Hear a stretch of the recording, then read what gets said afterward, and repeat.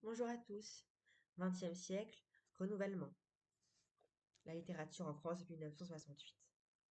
Né coupable.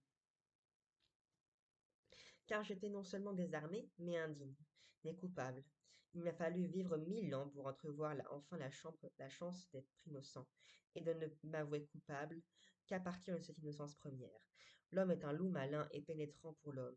J'ai toujours, je ne dis pas, prêté le flanc, mais tendu la joue, offert le cœur, à qui sut user, abuser de ce sentiment imprégné d'indignité. Je suis entré dans la vie en plaidant coupable. Parfois, j'essaie de masquer ma faiblesse, de faire le fanfaron, de croire qu'on ne s'apercevra de rien et que ça passera à l'as.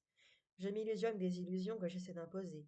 Je prends l'air dégagé, faraud, hâbleur ou séducteur, mais ils vont bien finir par s'apercevoir que je suis un bagnard en rupture de ban, que j'ai un casier judiciaire chargé. Ils vont voir la trace de l'anneau et de la chaîne à mes chevilles. Je serai cuit, repris. J'ai vécu des années en liberté provisoire, en péril d'être fait aux pattes. Aussi ai-je longtemps abordé les grandes amours et les grandes causes, comme l'évadé mal assuré frappe à la porte d'un refuge.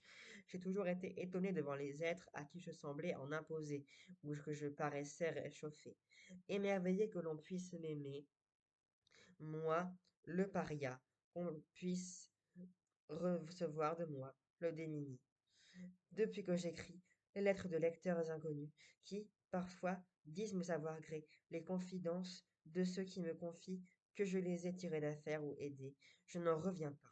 Qu'on puisse avoir besoin de moi me stupéfie toujours, m'enchante, me fait chanter. Je ris en me voyant si beau dans le miroir des autres. Allusion au faux de Gounod. Je ris de me voir en si belle en ce miroir. Pour une femme possessive, pour un parti exigeant, je suis la recrue rêvée. Soldat consciencieux et zélé, il suffit d'une bonne parole et de savoir lui montrer sa confiance pour qu'il serve avec une efficacité et un allant digne de tous les éloges. S'il rechigne ou se fatigue, mettre habilement l'accent sur le sentiment de culpabilité. Je suis sûr que cette note confidentielle a circulé souvent. Elle n'était d'ailleurs pas nécessaire. Un peu d'instinct suffit.